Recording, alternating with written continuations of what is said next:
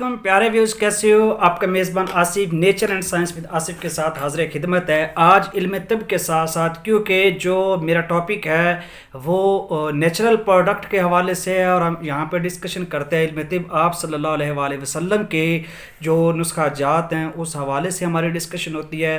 तो आज जो बात करने जा रहा हूँ ये भी कुरान आयात के हवाले से है कि सूरह लहब का इस्तेमाल करके उसको पढ़ के हम हमारे मैदे के, हमारा स्टमक के जितने भी प्रॉब्लम हैं, देखो इल्म तिब के हवाले से, मेडिकल नुस्खाजात के हवाले से कुछ आयात को पढ़ कर उन पे अमल करके भी हम फ़ायदा उठा सकते हैं।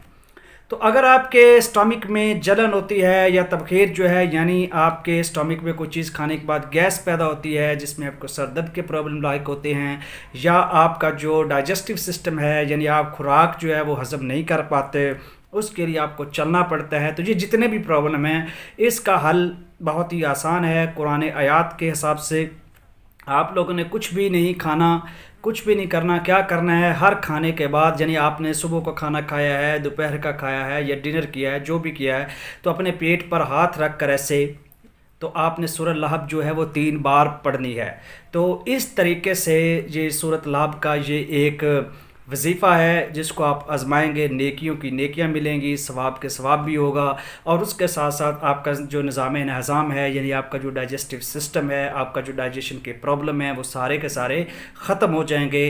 तो ये एक विर्द था जो मैंने आप लोग के साथ शेयर किया, क्योंकि इल्म तिब में इन चीज़ों का भी याद रखेगा। आप सल्लल्लाहु अलैहि वसल्लम इस तरीके से भी बताया करते थे कि ये चीज़ खानी और साथ ये वजीफ़ा करना है। तो सूरह लहब के विर्द से, इस वजीफ़े से आपके जो मैदे के जितने भी प्रॉब्लम हैं वो हल हो जाएंगे।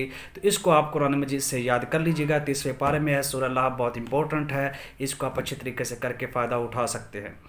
मिलते हैं नेक्स्ट वीडियो में, तब तक के लिए अल्लाह हाफिज़, दुआ में।